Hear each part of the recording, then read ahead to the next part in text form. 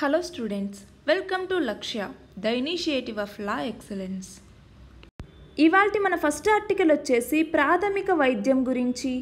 దీనిని గ్రూప్ 1 మరియు గ్రూప్ 2 వాళ్ళు కూడా హెల్త్ అన్న కాన్సెప్ట్ కింద చదువుకుంటాము. అందరికీ ఆరోగ్యం అనేటటువంటి ఒక నినాదాన్ని తీసుకొచ్చి దశాబ్దాలు గడుస్తున్నా కూడా దేశంలో కనీసం సగం మంది ప్రజలకు కూడా సరైన ఆరోగ్య సేవలు లభించడం లేదు. ఒక ఆరోగ్యం విషయంలోనే ఇది పావర్టీ లైన్ అనుకుంటే below poverty line, above poverty line, above poverty లైన్లో ఉన్న వాళ్ళు కూడా ఈ వైద్యం విషయంలో ఖర్చు పెట్టలేక బిలో పావర్టీ లైన్కి వచ్చేస్తున్నారు. సరైన సమయంలో చికిత్స అందక ఎంతోమంది చనిపోతున్నారు. నాణ్యమైన ఆరోగ్య సేవలు కూడా అందరికీ అందుబాటులో లేవు. అందరికీ ఆరోగ్యం అందించేందుకు ముందుగా ప్రాథమిక ఆరోగ్య వ్యవస్థ అనేది బలంగా ఉండాలి. మందులు, వైద్యుల కొరతను అధిగమించటంతో పాటు ప్రాథమిక ఆరోగ్య కేంద్రాల్లో మౌలిక సౌకర్యాలు కల్పించటం అనేది అవసరం. ప్రాథమిక ఆరోగ్య కేంద్రం ప్రైమరీ హెల్త్ సెంటర్ అంటాము. దీన్నే పబ్లిక్ హెల్త్ సెంటర్స్ అని కూడా అంటాము. ఇవి భారతదేశంలో ప్రభుత్వ ఆధీనంలో ఉన్నటువంటి గ్రామీణ ఆరోగ్య సంరక్షక కేంద్రాలు. ఇవి సాధారణంగా ఒకే శస్త్రచికిత్సా క్లినిక్స్కి, సాధారణంగా చిన్న శస్త్రచికిత్సలకి సౌకర్యాలు కలిగి ఉంటాయి. భారతదేశంలో 28,863 పిహెచ్సిలు ఉన్నాయి. వీటి యొక్క ఫోకస్ వచ్చేసి శిశు రోగ నిరోధక కార్యక్రమాల్ని చేపట్టడం, అంటువ్యాధి వ్యతిరేక కార్యక్రమాల్ని చేపట్టడం, ప్రసూతి నియంత్రణ కార్యక్రమాల్ని చేపట్టడం, గర్భధారణ సంబంధిత సంరక్షణను చేపట్టడం, అలాగే అత్యవసర పరిస్థితుల్లో మందుల్ని నిల్వ చేయటం, ఇవన్నీ ఈ ప్రైమరీ హెల్త్ సెంటర్స్ చేస్తాయి. కేవలం చికిత్స మాత్రమే కాకుండా వ్యాధి నివారణకు అవసరమైనటువంటి అన్ని విషయాల మీద వైద్యులు ప్రజలకు అవగాహన కల్పించటంతో పాటు ప్రచారం కూడా చేయాలి. దీర్ఘకాలిక ఆరోగ్య సమస్యలు, వ్యాధులు ఇవన్నీ ప్రబలకుండా ఈ ప్రాథమిక ఆరోగ్య కేంద్రాలు పిహెచ్సిలు చర్యలు చేపట్టాలి.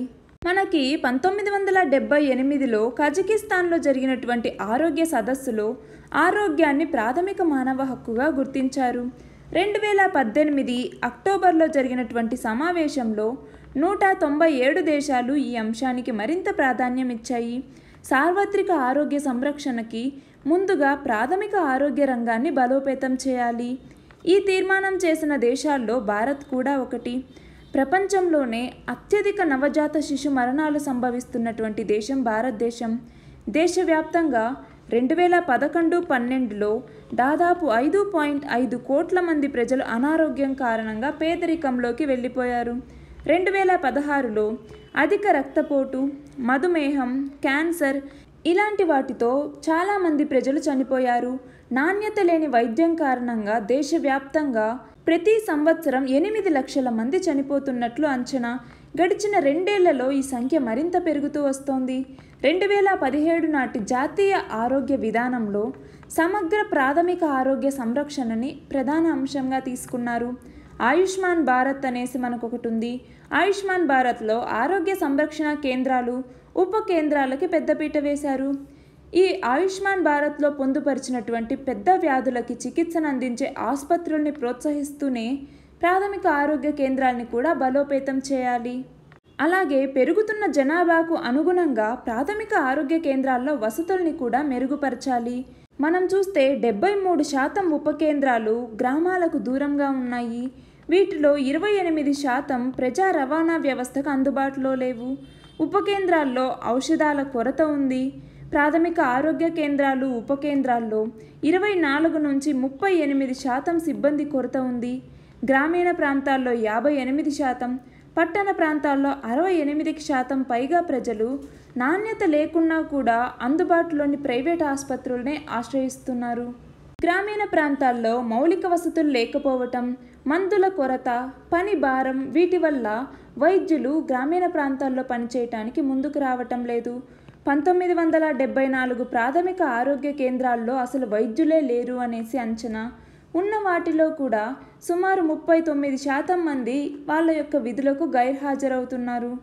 ఈ పరిస్థితుల్లో గ్రామీణ ప్రజల ఆరోగ్య అవసరాలకు అనుగుణంగా ప్రత్యామ్నాయ వ్యవస్థని ఏర్పాటు చేయాల్సిన అవసరం ఉంది. అలాగే ఆరోగ్య కార్యకర్తలకి, ఆరోగ్య సిబ్బందికి కూడా తగిన విధంగా శిక్షణ కల్పించాలి. ఆరోగ్య రంగానికి ఎక్కువ శాతం నిధుల్ని కేటాయించాలి.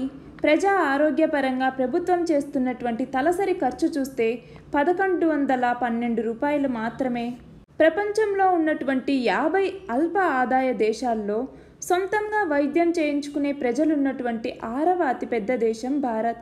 2025 నాటికి జీడిపిలో ప్రజా ఆరోగ్య వ్యయం అనేది 2.5% పెరుగుతుంది అనేసి జాతీయ ఆరోగ్య ముసాయిదా అంచనా వేసింది. కానీ ఇప్పటిదాకా 1.2% ఇది మించలేదు.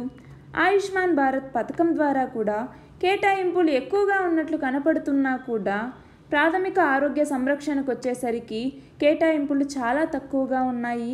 ప్రాథమిక ఆరోగ్య సంరక్షణ కోసం మాత్రమే జీడిపిలో 1% పైగా కేటాయిస్తే మాత్రమే ఆరోగ్య ప్రమాణాలని మెరుగుపరిచే అవకాశం ఉంది.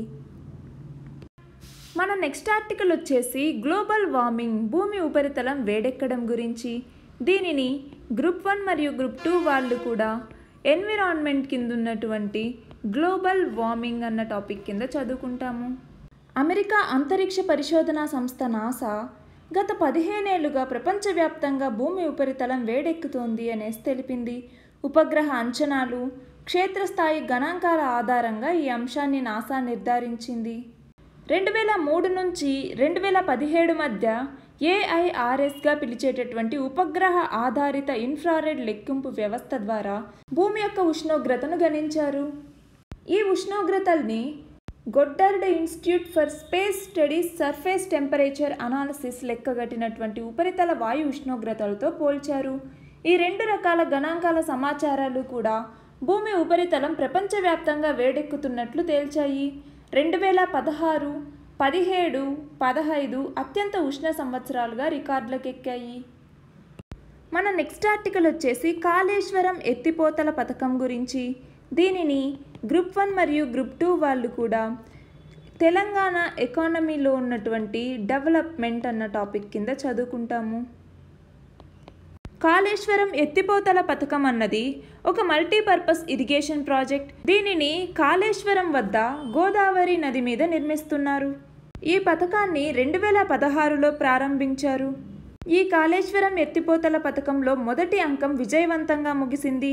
ఈ ప్రాజెక్ట్ని మొత్తం 240 టీఎంసీల నీటిని వాడుకోవటం కోసం నిర్మిస్తున్నారు. ఈ పథకం ద్వారా 18.25 లక్షల ఎకరాల యొక్క ఆయకట్టుకు నీరిస్తుంది. మన నెక్స్ట్ ఆర్టికల్ వచ్చేసి హైదరాబాద్ హైకోర్టు గురించి. దీనిని గ్రూప్ 1 మరియు గ్రూప్ 2 వాళ్ళు కూడా ఆర్ట్ అండ్ కల్చర్ కింద చదువుకుంటాము. హైదరాబాద్ 7వ నిజామైనటువంటి మీర్ ఉస్మాన్ అలీ ఖాన్ 1920 ఏప్రిల్ 20వ తేదీన హైకోర్టు భవనాన్ని ప్రారంభించారు. ఈ భవన నిర్మాణం 1915 ఏప్రిల్ 15న ప్రారంభమైంది. 1919 మార్చి 31కి పూర్తయినా కూడా 1920 ఏప్రిల్ 20న ఇది అధికారికంగా ప్రారంభమైంది. నిజాం కాలం నాటి హైదరాబాద్ మీద బ్రిటిష్ ప్రభావం ఎక్కువగా ఉండేది. 1800వ సంవత్సరం అక్టోబర్లో ఈస్ట్ ఇండియా కంపెనీతో నిజాం ఒప్పందం కుదుర్చుకున్నారు. అప్పట్లో నిజాం కోర్టు కూడా బ్రిటిష్ వారి ఆధ్వర్యంలోనే జరిగేది. సాలార్ జంగ్ హైదరాబాద్ ప్రధానమంత్రిగా ఉన్నప్పుడు కొత్త న్యాయ వ్యవస్థను రూపొందించారు. ఈ హైకోర్టు యొక్క భవన నమూనాని జైపూర్కి చెందినటువంటి ఇంజనీర్, ఆర్కిటెక్ట్ అయినటువంటి శంకర్ లాల్ అనే అతను రూపొందించారు. బ్రిటిష్ ఇంజనీర్ అయినటువంటి విన్సెంట్ జే ఎక్ ఇతను ప్రపంచం మొత్తం పర్యటించి ఎక్కడా లేని విధంగా భవన నిర్మాణ ఆకృతిని రూపొందించారు. దాదాపు 18,22,750 రూపాయల వ్యయ అంచనాతో నవరతన్ దాస్ కాంట్రాక్ట్ పొందారు. నిజాం నవాబ్ ఇచ్చినటువంటి 300 కిలోల వెండితో హైకోర్టు నమూనాను రూపొందించి భవనానికి తాపడం చేశారు. గులాబీ రంగు గ్రానైట్ రాతితో అద్భుత కళాఖండంగా ఈ భవనాన్ని నిర్మించారు.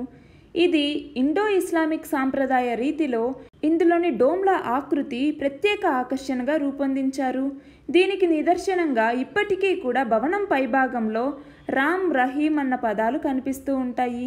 భవన నిర్మాణం, రాతి శిల్పాలన్నీ కూడా నిజాంల నాటి కళా నైపుణ్యానికి అద్దం పట్టేలాగా ఉంటుంది. నిజాం కాలంలో రాయల్ చార్టర్ కింద కొనసాగిన న్యాయస్థానంలో 1929 హైకోర్టు యాక్ట్ కింద బెంచ్లను ఏర్పాటు చేసి కేసుల విచారణ మొదలుపెట్టారు. అప్పీళ్ల మీద విచారణకి జ్యుడిషియల్ కమిటీని ఏర్పాటు చేశారు. స్వాతంత్రం తర్వాత హైదరాబాద్ విలీనం తర్వాత హైకోర్ట్ ఆఫ్ హైదరాబాద్ పేరుతో ఇది కొనసాగింది. 1956లో భాషా ప్రయుక్త రాష్ట్రాల ఏర్పాటులో భాగంగా ఆంధ్ర రాష్ట్ర అవతరణ జరిగింది. ఆంధ్రప్రదేశ్ హైకోర్టు ఇదే భవనంలో దీపావళి, రంజాన్ పండుగల సందర్భంగా 1956 నవంబర్ 5వ తేదీన 11 మంది జడ్జీలతో దీన్ని ప్రారంభించారు. హైదరాబాద్ నుంచి 6, హైదరాబాద్ రాష్ట్రం నుంచి 5 మంది న్యాయమూర్తులతో ఆంధ్రప్రదేశ్ హైకోర్టు ఏర్పాటైంది. మన మొదటి ప్రధాన న్యాయమూర్తి జస్టిస్ కోకా సుబ్బారావు, అలాగే మొదటి అడ్వకేట్ జనరల్గా దువ్వూరి నరసరాజులు పనిచేశారు. తర్వాత 2014 జూన్ 2వ తేదీన తెలంగాణ రాష్ట్రం ఆవిర్భవించిన తర్వాత అదే తేదీ నుంచి ఆంధ్రప్రదేశ్ హైకోర్టు 2 రాష్ట్రాలకి కలిపి ఉమ్మడి హైకోర్టుగా కొనసాగింది. హైకోర్టు ప్రధాన భవనంలో 2009 ఆగస్టు 31వ తేదీన అగ్ని ప్రమాదం చోటు చేసుకుంది. లైబ్రరీ హాల్ మొత్తం అగ్నికి ఆహుతైపోయింది. ఇందులో ఇంగ్లీష్ లా రిపోర్ట్స్, జర్నల్స్ అన్నీ కూడా అగ్నికి ఆహుతైపోయాయి. రాష్ట్ర విభజన సమయంలో అప్పటి ప్రధాన న్యాయమూర్తి అయినటువంటి కోకా సుబ్బారావు పోరాటంతో మద్రాస్ హైకోర్టు నుంచి తీసుకొచ్చిన పుస్తకాలన్నీ కూడా అగ్నికి ఆహుతయ్యాయి. అంతేకాకుండా చిత్రాలు, నిజాం కాలం నాటి ఫర్నిచర్ కూడా కాలిపోయాయి. తర్వాత అదే రూపంలో భవనాన్ని పునరుద్ధరించి 2011 అక్టోబర్ 13న మళ్ళీ తిరిగి ప్రారంభించారు. మన నెక్స్ట్ ఆర్టికల్ వచ్చేసి ఫేస్ రికగ్నిషన్ విధానాన్ని గురించి. దీనిని గ్రూప్ 1 మరియు గ్రూప్ 2 వాళ్ళు కూడా సైన్స్ అండ్ టెక్నాలజీ కింద చదువుకుంటాము. జిఎంఆర్ హైదరాబాద్ అంతర్జాతీయ విమానాశ్రయం సంస్థ తన సిబ్బంది విషయంలో ప్రయోగాత్మకంగా ఈ ఫేస్ రికగ్నిషన్ విధానాన్ని తీసుకొచ్చింది. ఈ క్రమంలో దేశంలోనే ఈ విధానాన్ని ప్రయోగాత్మకంగా అమలు చేసినటువంటి తొలి విమానాశ్రయంగా గెయిల్ అనేది ప్రఖ్యాతి పొందింది. మరికొద్ది రోజుల్లోనే దీన్ని విమాన ప్రయాణికులకు కూడా వర్తింపజేయబోతున్నారు. దేశీయ ప్రయాణికుల కోసం శంషాబాద్ విమానాశ్రయం గత 2 ఏళ్లుగా పత్రాలు అవసరం లేనటువంటి ప్రయాణానికి అనుమతిస్తోంది. భవిష్యత్తులో ఇది కూడా ఈ ముఖ గుర్తింపు విధానం, ఫేస్ రికగ్నిషన్ విధానాన్ని అమలు చేయబోతోంది. మన నెక్స్ట్ ఆర్టికల్ వచ్చేసి టైమ్ మ్యాగజైన్ గురించి. దీనిని గ్రూప్ 1 మరియు గ్రూప్ 2 వాళ్ళు కూడా కరెంట్ అఫైర్స్ కింద చదువుకుంటాము. ప్రపంచవ్యాప్తంగా అత్యంత ప్రభావశీలురైనటువంటి మార్గదర్శకులు, నాయకులు, దిగ్గజాలు, కళాకారులు, ఐకాన్లతో కూడినటువంటి 2019 జాబితాను టైమ్స్ మ్యాగజైన్ విడుదల చేసింది. ప్రపంచవ్యాప్తంగా 100 మంది అత్యంత ప్రభావవంతులైనటువంటి జాబితాలో మన దేశం తరపున ఏకైక భారతీయ పారిశ్రామికవేత్తగా ముఖేష్ అంబానీ నిలిచారు. అలాగే ఎల్జీబీటీక్యూల హక్కుల కోసం మన దేశంలో పోరాడినటువంటి న్యాయవాదులైన అరుంధతి కడ్జు, మేనకా గురుస్వామి కూడా జాబితాలో చోటు దక్కించుకున్నారు. అలాగే భారత మూలాలున్నటువంటి అమెరికా కమీడియన్, టీవీ వ్యాఖ్యాత అయినటువంటి హసీన్ మిన్హాజ్, అమెరికా అధ్యక్షుడు Donald Trump, Pope Francis, China అధ్యక్షుడు జీ జిన్పింగ్, పాక్ ప్రధాని ఇమ్రాన్ ఖాన్, ప్రముఖ గోల్ఫ్ క్రీడాకారుడైనటువంటి టైగర్ వుడ్స్, ఫేస్బుక్ వ్యవస్థాపకుడు మార్క్ జుకర్బర్గ్ ఇలాంటి వాళ్ళు కూడా ఈ జాబితాలో ఉన్నారు. మన నెక్స్ట్ ఆర్టికల్ వచ్చేసి అన్ఎంప్లాయ్మెంట్ గురించి. దీనిని గ్రూప్ 1 మరియు గ్రూప్ 2 వాళ్ళు కూడా ఎకానమీలో ఉన్నటువంటి అన్ఎంప్లాయ్మెంట్ అన్న కాన్సెప్ట్ కింద చదువుకుంటాము. బెంగళూరులో ఉన్నటువంటి అజిం ప్రేమ్జీ విశ్వవిద్యాలయం శ్రామిక భారత్ 2019 అనే పేరు మీద ఒక నివేదికను విడుదల చేసింది. అందులో సాధారణ నిరుద్యోగిత అన్నది 2011 నుంచే పెరగడం మొదలైంది అనేసి చెప్తోంది. భారతదేశం ఆర్థికంగా వృద్ధి సాధిస్తున్నా కూడా ఉద్యోగ కల్పనలో మాత్రం తీవ్రంగా వెనుకబడి ఉంది.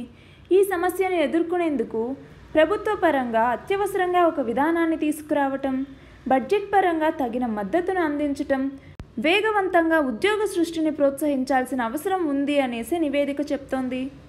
2016 నుంచి 18 మధ్య కాలంలో 50 లక్షల మంది ఉద్యోగాల్ని కోల్పోయారు అనేసి ఈ నివేదిక చెప్తోంది. ఉద్యోగాల నష్టం 2016 నవంబర్ 8వ తేదీన చేపట్టినటువంటి పెద్ద నోట్ల రద్దు తర్వాతే మొదలైంది అనేసి గుర్తించింది. మొత్తంగా చూసుకుంటే నిరుద్యోగిత రేట్ అన్నది 2000వ సంవత్సరం నుంచి 2011 మధ్య దశాబ్ద కాలంతో పోలిస్తే 2018లో రెట్టింపైంది, సుమారు 6% ఉంది. మన దేశంలో ఉన్నటువంటి నిరుద్యోగుల్లో ఎక్కువగా ఉన్నత విద్యావంతులు యువతే ఉన్నారు. పట్టణ మహిళల్లో డిగ్రీ పట్టా పొందిన వాళ్ళు శ్రామిక జనాభాలో 10% మంది ఉండగా 34% మంది నిరుద్యోగులే ఉన్నారు. నిరుద్యోగుల్లో కూడా ఎక్కువగా 20 నుంచి 24 ఏళ్ల మధ్య వయస్కులే ఉంటున్నారు. పట్టణ పురుషుల్లో 20 నుంచి 24 ఏళ్ల మధ్య వయస్సు వాళ్ళు శ్రామిక జనాభాలో 13.5% ఉండగా 60% మందికి ఉద్యోగాలు లేవు. ఉన్నత విద్యావంతుల్లోనే కాకుండా తక్కువగా చదువుకున్న శ్రామికుల్లో కూడా 2016 నుంచి ఉద్యోగ నష్టం వచ్చింది. ఈ విషయంలో పురుషులతో పోలిస్తే మహిళల మీదే ఇది అధిక ప్రభావం చూపించింది. 2017-18లో నిరుద్యోగిత రేట్ అన్నది 6.1% పెరిగింది. ద్రవ్య విస్తరణ ఉన్నా లేకపోయినా కూడా బలమైనటువంటి వృద్ధి కారణంగా భారత్ ఎదుర్కొంటున్న అతిపెద్ద సమస్య ప్రపంచ ఆర్థిక వాతావరణంగా సవాలుగా నిలవటం, ఎగుమతుల్లో వృద్ధి నెమ్మదించటం. భారత్ ఎగుమతుల్ని వేగంగా వృద్ధి చేసేందుకు మార్గాలను వెతకాల్సిన అవసరం ఉంది. దీనికోసం భారత విధాన రూపకర్తలు సానుకూలమైన సమర్థమైనటువంటి విధానాన్ని చేపట్టాల్సిన అవసరం కూడా ఉంది. భారత్లో ఆర్థిక వృద్ధి అనేది పేదరికం రేట్లను గణనీయంగా తగ్గించగలిగినా కూడా ఉద్యోగ కల్పనలోకి రూపాంతరం చెందలేదు. పేదరిక నిర్మూలనకి అత్యుత్తమమైనటువంటి పరిష్కారం వాళ్లకు తగిన ఉద్యోగాలను కల్పించటమే అనేసి ఈ నివేదిక చెప్తోంది. మన నెక్స్ట్ ఆర్టికల్ వచ్చేసి ఎన్నికల గురించి. దీనిని గ్రూప్ 1 మరియు గ్రూప్ 2 వాళ్ళు కూడా పాలిటీ కింద ఉన్నటువంటి ఎలక్షన్స్ అన్న టాపిక్ కింద చదువుకుంటాము. 2019 సార్వత్రిక ఎన్నికల్లో భాగంగా రెండవ దశ పోలింగ్ ఈరోజు 11 రాష్ట్రాలు మరియు కేంద్రపాలిత ప్రాంతమైనటువంటి పుదుచ్చేరిలో 95 స్థానాలకు ఎన్నికలు జరగబోతున్నాయి. కర్ణాటకలో 14, మహారాష్ట్రలో 10, ఉత్తరప్రదేశ్లో 8, అస్సాం, బీహార్, ఒడిశాల్లో 5 సీట్ల చొప్పున, అలాగే ఛత్తీస్గఢ్, పశ్చిమ బెంగాల్లో 3 సీట్లకి, జమ్మూ కాశ్మీర్లో 2, మణిపూర్, పుదుచ్చేరిలో ఒక్కొక్క సీటుకు పోలింగ్ జరగబోతోంది. మన నెక్స్ట్ ఆర్టికల్ వచ్చేసి ఆధార్ చౌర్యం గురించి. దీనిని గ్రూప్ 1 మరియు గ్రూప్ 2 వాళ్ళు కూడా గవర్నెన్స్ కింద చదువుకుంటాము. ఆంధ్రప్రదేశ్, తెలంగాణలో ఉన్నటువంటి 7.82 కోట్ల మంది యొక్క ఆధార్ కార్డుల వివరాలని ఐటీ గ్రిడ్స్ అనేటటువంటి ప్రైవేట్ సంస్థ సేకరించింది అనేసి ఆరోపణలు వచ్చాయి. దాని మీద భారత విశిష్ట గుర్తింపు ప్రాధికార సంస్థ UIDAI స్పందించింది. తమ సర్వర్లలోకి అక్రమంగా చొరబడ్డారు అనడానికి ఎలాంటి ఆధారాలు లేవు అనేసి వివరించింది. తమ యొక్క central identities data repository CIDR ఈ సర్వర్లు పూర్తి సురక్షితంగా ఉన్నాయి అనేసి వెల్లడించింది. CIDRలోకి అక్రమంగా ఎవరూ అనుసంధానం కాలేదు, సర్వర్ల నుంచి ఎలాంటి డేటా కూడా అపహరణకు గురి కాలేదు అనేసి చెప్తోంది. ఆధార్ ఇన్ఫర్మేషన్ టెక్నాలజీ చట్టాల ప్రకారం సున్నితమైనటువంటి ఆధార్ సమాచారాన్ని నిర్దేశిత అవసరం కోసం మాత్రమే సర్వీస్ ప్రొవైడర్లు ఉపయోగించాలి. వినియోగదారుల అనుమతి లేకుండా ఇతరులతో ఈ వివరాల్ని పంచుకోకూడదు. ఒకవేళ చట్టాన్ని ఉల్లంఘించి ఆధార్ సంఖ్యల్ని సేకరించటం, వాటిని నిల్వ చేయటం, వినియోగించడం, ఇతరులతో పంచుకోవడం లాంటివి చేస్తే ప్రాసిక్యూషన్ని ఎదుర్కోవాల్సి ఉంటుంది. ఐటీ గ్రిడ్స్ సంస్థ ప్రజల నుంచి ఆధార్ సంఖ్యల్ని సేకరించి నిల్వ చేయటానికి గల కారణాల మీద దర్యాప్తు చేయాలి అనేసి పోలీసులు UIDAIని కోరారు. మన నెక్స్ట్ ఆర్టికల్ వచ్చేసి ప్రధానమంత్రి గ్రామ్ సడక్ యోజన గురించి. దీనిని గ్రూప్ 1 మరియు గ్రూప్ 2 వాళ్ళు కూడా ఇంపార్టెంట్ గవర్నమెంట్ ఇనిషియేటివ్స్ అన్న కాన్సెప్ట్ కింద చదువుకుంటాము. ఈ ప్రధానమంత్రి గ్రామ్ సడక్ యోజనని 25 డిసెంబర్ 2000వ సంవత్సరంలో లాంచ్ చేయటం జరిగింది. ఈ పథకం ద్వారా విలేజెస్ అన్నింటికీ కూడా ఆల్ వెదర్ రోడ్స్ను నిర్మించాలి అనేసి లక్ష్యంగా పెట్టుకున్నారు. ఈ PMGSY ప్రధానమంత్రి గ్రామ్ సడక్ యోజనతో ఆంధ్రప్రదేశ్ రాష్ట్రంలో గ్రామీణ ప్రాంతాల్లో 2001 నుంచి ఇప్పటి వరకు 2 విడతల్లో 3,812 కోట్లతో 4,418 రహదారుల నిర్మాణాలని చేపట్టారు. ఈ కార్యక్రమం చేపట్టిన తర్వాత 65% ఆవాస ప్రాంతాలకి రహదారి సౌకర్యం అందుబాటులోకి వచ్చింది.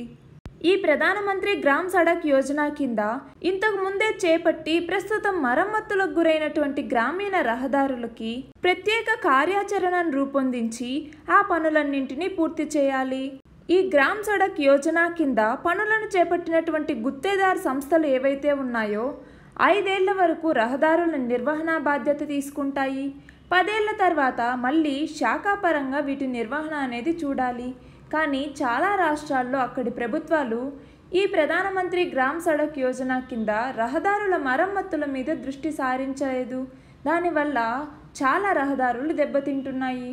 ఇలాంటి రహదారుల యొక్క నిర్వహణ కోసం PMGSY నిధుల ఖర్చులో ముందున్నటువంటి రాష్ట్రాలకి ప్రోత్సాహక నిధుల్ని కేటాయించాలి అనేసి కేంద్ర గ్రామీణాభివృద్ధి మంత్రిత్వ శాఖ నిర్ణయించింది.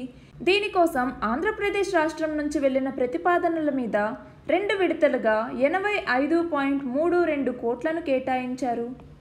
10 ఏళ్ల క్రితం చేపట్టినటువంటి ఈ PMGSY రహదారుల యొక్క మరమ్మతులకు అయ్యే ఖర్చులో ప్రోత్సాహక నిధుల నుంచి 60%, రాష్ట్ర ప్రభుత్వ ఖజానా నుంచి మరొక 40% నిధుల్ని కేటాయిస్తారు. Thank you very much.